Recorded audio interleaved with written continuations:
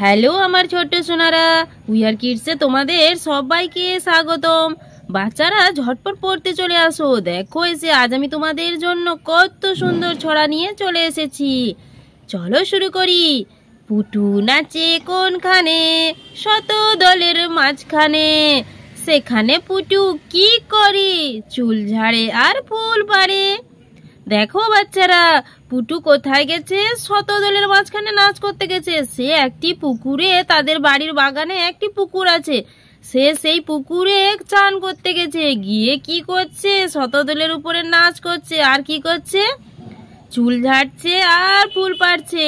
দেখো কত ফুল, কত পদ্ম ফুল তুলেছে সে হাতে, কড়ি ফুল সব কিছু তুলেছে, দিয়ে কাখে করে রেখেছে।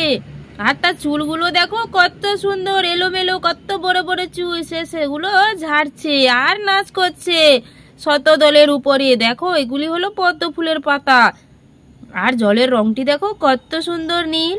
এখানে দুটো বড় বড় পদ্ম ফুল ফুটে আছে। দেখেছো কি সুন্দর লাগছে, তাই না বাচ্চারা? এরপরে কি আছে? চলো, ইয়া বড় গোপ্তার পাটনার পালোয়ান, শীতকালে পরে না কো গায়ে কোনো আলোয়ান। আলোয়ান মানে কি বলতো? জামা।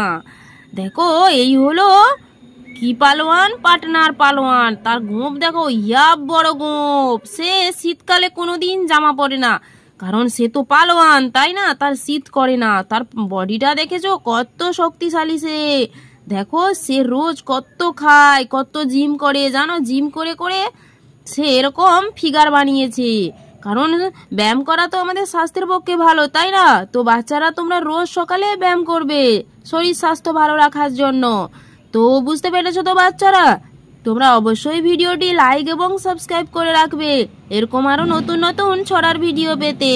টাটা, আজ তবে আসি। সবাই সুস্থ থেকো, ভালো থেকো, কেউ কোনো দুষ্টুমি করবে না কিন্তু। বাই।